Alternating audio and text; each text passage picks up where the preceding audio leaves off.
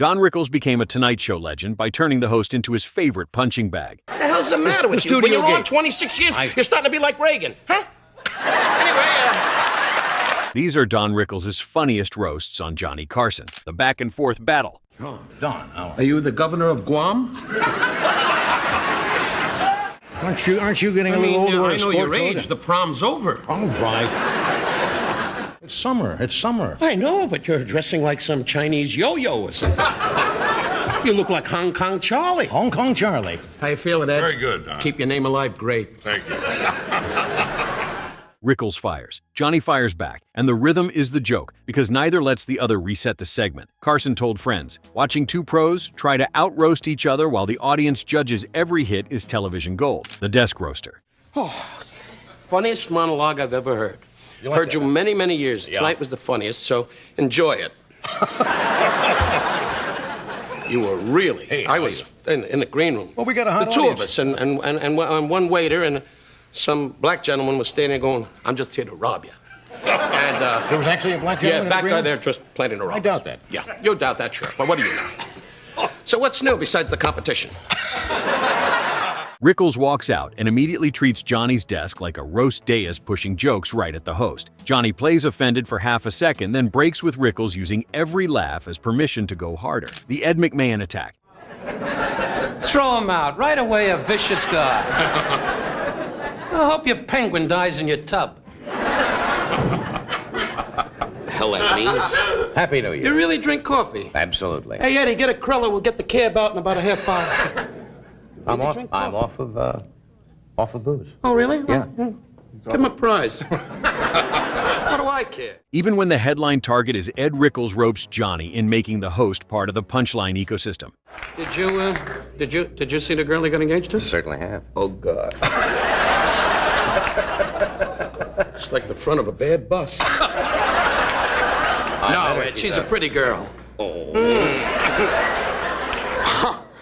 You gotta be alone on the highway, searching, wandering. If you don't get Bambi, you get hurt. No, I'm kidding, Ed. You're a big fella. You can handle it.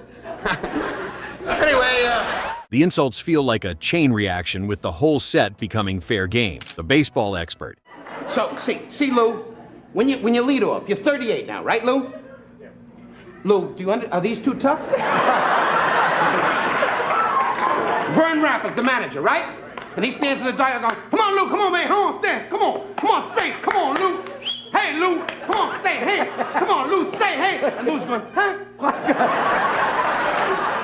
Playing the mock expert in 1977, Rickles gave Lou Brock tips while turning advice into sideways jabs at Johnny. He turns a sports segment into a roast without changing his tone. The Everyone Destroyer.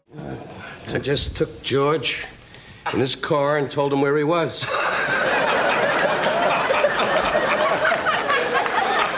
I got him out of here before you got out. Oh, he was a sweet man. He went back. He said, Dan! I kicked him in the leg and he went away. Rickles treats Johnny like the first target before spreading it to the room, making the host the opening act. That's right. He's very Just sits there going, I'm going to get rid of him and sit in the White House. All right, Mr. President, pass the beer. How you feel, Ed? Fine, thank you. Spoke to Johnny. He's getting rid of you. Anyway... Johnny's reactions become part of the routine with more laughter, creating more escalation. The insult home base. Till the Hun, Marty Borman, like I hang out with him. Anyway, I mean, you always with the finger. You must have something when you were a kid. No, I know your parents. By the way, I want to say hello to John. I'm the only guy that ever brings that up. Hi, Mom and Dad. The check was delayed, but you will have to live in the pickup for another month. He uses Johnny's desk as home base to toss hit after hit, forcing Johnny into the straight man role. The interview structure collapses fast, with Johnny basically just surviving the pace. Mr. Warmth. Louis Belson, he give him a solo, he goes bananas. How you feel, Louis? I spoke to Pearl, she's fed up.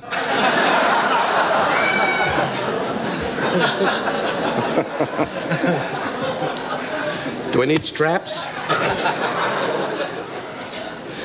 Okay, look at your notes and let's get it over with. Rickles leans into the Mr. Warmth persona, using it as a running joke to undercut Johnny's cool host image. The title is the punchline because he's warm while roasting Johnny like it's affectionate damage. The Sinatra Crasher. Hey, Frank, it's good to see you. I just was hanging around in the hall, and they said Frank Sinatra's here, and I've never met him, you know. And I get the chill. You'll excuse us, won't you? Certainly, certainly. Marco Mangananzo was hurt. Marco Mangananzo? Trombino Bombazzo. 2 bullets in the head Thursday. Rickles crashing the Sinatra performance is the bit instantly shifting the spotlight into jokes that put Johnny on defense while the room is already buzzing. The interruption feels like a friendly ambush, with Johnny having to host the chaos that just walked on stage, the roast guest of honor. I would like to say, first off, that this evening is one of the big, bomb, dull evenings of my life. I'd like to welcome the honored mayor. Good to see you, sir. Having a good time while the city is being destroyed. Don treats Carson like the roast guest of honor, keeping him as the main target throughout the segment. Johnny's only defense is laughter, with any attempt to act offended becoming another setup. Johnny, I'd like to say from the bottom of my heart, nobody likes you. You're a vicious guy. Hope you go back to Nebraska and get a fungus all over your body. What do you think? His mother was supposed to be here tonight, but the pickup broke down. The Sports Hijacker is watching Johnny play straight man while Rickles hijacks the premise completely. The Rhinestone Destroyer. Now go ahead, destroy my version of Rhinestone Cowboy. But just don't come in my neighborhood. You're going to get a lot of hugs. This is a beautiful outfit. Billy Bob Jack coming out of Shoot 9. Ride him, Billy Bob. Jewish people, we don't go to rodeos. Really? We just sit at home and go. You sell them the stock, huh? So they can... Am I dressed wrong? I got a rodeo cowboy and a guy on a highway alongside me here. Rickles treats Johnny's Rhinestone Cowboy look like an open invitation, hammering the outfit until the bit becomes Johnny surviving the fashion roast. Johnny tries staying cool as host, but the louder the crowd gets, the more Rickles doubles down like he's the headliner. Final farewell roast. What a night. God, John, it's so good to see you. Usually you say good evening, but I guess tonight you're a little uptight because you're working with a name. But, it's so good, and God bless Ed. I've heard so much. Let's hope this sticks. Even on the farewell vibe, Rickles keeps it ruthless in a loving way, turning the final visit into a last round of shots at Johnny, making the warmth real, but the roast energy never dropping. It feels like a goodbye delivered through insults, with Rickles refusing to get sentimental. The full episode pressure. But you just got married, Frank. I just can't picture him on the wedding night standing in the room going, "And did it all, and I suppose it's my way." And Barbara, his wife, is going, "Frank, when you get a minute." With the full November 12th, 1976 episode format, Rickles gets room to keep tagging Johnny across the night, instead of one quick exchange creating recurring pressure on the host. Johnny can't fully get away from it once Rickles is in the mix, appearing multiple times throughout the show. The 1969 Authority Destroyer. Could I do it a couple of minutes? No! Just give me a break. I'm so lonely. Early-era Rickles in 1969 is already doing the signature move, disrespecting the host's authority on purpose, so Johnny has to host a roast instead of an interview showing the formula fully working even then. Johnny sets him up, and Rickles swats him, making the crowd explode. The Authority Poker. Couldn't get dressed up for this cockamamie affair here. But it's a great night. The president, Don Durgan, is that his name? Don Durgan. Who cares? He was in the back in the hall, walking around going, "I'm the president." He told that to Reagan, who stepped on his hand and left. Governor Reagan was thrilled. Yeah, he was very excited to see you. Why am I talking to you? I don't even like you, Joey. Anyway. Rickles in 1972 treats Johnny like the first target of the night, poking at the host's authority until the interview structure starts to wobble. Johnny tries keeping it classy, while Rickles keeps circling back with another quick hit. The Relentless Machine. The first, when you were away... Don't you like me? Huh? Honestly? Yes. No. I see.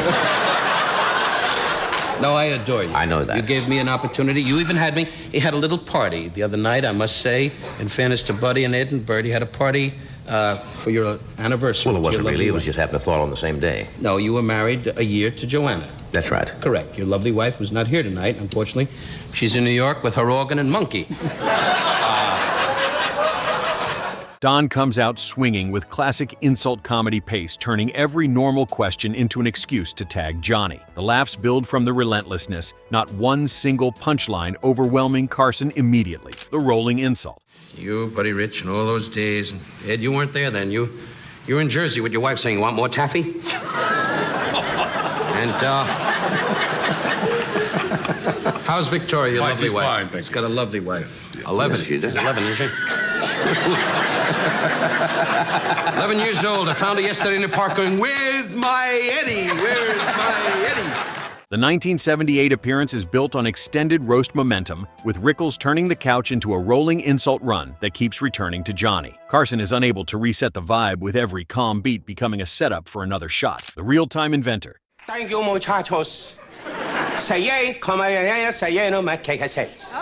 Which means the Border Patrol will be at your house Friday.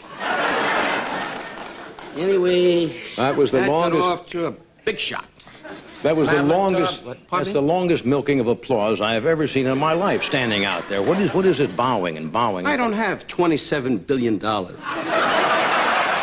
The 80s roast style is rapid and loose, like he's inventing new angles on Johnny in real time, instead of sticking to prepared lines, making the entire segment feel like Johnny is trying to drive, but Don keeps grabbing the wheel. The improvisation makes it unpredictable. Carson can't anticipate the attacks. I'm not like you in Newhart standing on the highway going, "God, no more money, please." Rickles invents material spontaneously. Johnny tries steering, getting hijacked. The real-time creation impresses Carson. Rickles' quick mind dominates. Carson told his staff this was genius. Well, she was drowning and you kept saying, "Further out." No, we saw each other at your home. What do you mean? What is this, a test? But I thought you meant overseas. I'm not senile. I know what's going on. What do you mean, where did we see each other? I mean, all these people went, "Rickles is gone. It's over." The 1987 appearance showed no decline. Johnny appreciated the spontaneity. Rickles proved he didn't need scripts. Carson's attempts to drive failed. The wheel-grabbing metaphor was perfect. Rickles controlled direction completely. Johnny surrendered to the chaos. The audience loved the spontaneous energy. Carson told friends Rickles was still sharp. The improvisation kept it fresh. Johnny knew each appearance was unique. Rickles' real-time comedy was unmatched. The late instant target. Funniest monologue I've ever heard. Heard you many, many years. Tonight was the funniest, so enjoy it. Rickles in late 1989 walks in with instant, "You're my target" energy, making Johnny the center of the joke, even when the topic shifts, with the warm feeling making it hilarious, like an insult delivered as a compliment. Gloria Kowalczyk. 341. Gloria opens up at the Palace in Encino Friday. The targeting is immediate and obvious. Carson knows what's coming. Rickles makes Johnny the focus instantly. The topic doesn't matter anymore. Carson tries redirecting unsuccessfully. Rickles' warmth softens the attacks. Johnny appreciates the affectionate insults. The 1989 appearance shows their history. Carson told his staff their chemistry aged perfectly. Rickles maintained the edge. Johnny's comfort with the roasts was clear. The warm insults felt earned. Carson laughed harder at the familiar attacks. And we're in a Rolls Royce, an old Rolls Royce. It's an old one, you know. In fact, we had Marion Davies' aunt in the back dead. Anyway, and Eric von Stroheim was running on the running board going, "We want to go to the show." Rickles proved the formula was timeless. Johnny said in interviews it never got old. The instant targeting showed confidence. Carson knew his role perfectly. Rickles delivered love through mockery. Johnny's gratitude showed through laughter. The late career snapper. Don't be that way. I haven't been on in 30 years. Well, you milked it. 30 years. I mean, Well, you used up most of your time bowing. Well, okay. I've never seen anybody milk an audience like that. I mean, Would you talk a little louder? Rickles in 1990, even late career, is still snapping off fast roasts that keep Johnny slightly off balance, which is exactly what makes it work. With the laughs coming from the same formula of quick hits, no apologies, and Johnny trying not to break too hard. Been on quite some time. Yes. Because Freddie told me you didn't want humor. And The fast roasts never slowed. Carson remained vulnerable. Rickles' timing stayed perfect. Johnny tried maintaining composure, failing. The late career energy impressed everyone at home and those at home watching. Carson said in numerous different interviews that Rickles was priceless. Cabana every night in New York and Danny's Hideaway. The people you don't know, these are places that are gone now. These people that drank with us are dead. The 1990 appearance proved longevity, and his quick hits still landed flawlessly. Johnny appreciated the consistency. The formula remained effective. Carson's breaking showed genuine joy. Rickles proved age didn't matter. The quick hit style worked forever. The no-apology approach never changed. Carson knew Rickles would never soften. The roast felt fresh and new in an era where comedians often repeated the same jokes across different talk shows. Johnny's visible enjoyment was obvious. Rickles ended the era perfectly. Don Rickles was a prime example that nobody could be over 3 decades of legendary Tonight Show appearances. Even today, he is held up as one of the best jokesters in television history. Which Don Rickles roast do you think was the funniest? Let us know in the comments, and don't forget to subscribe for more legendary comedy moments.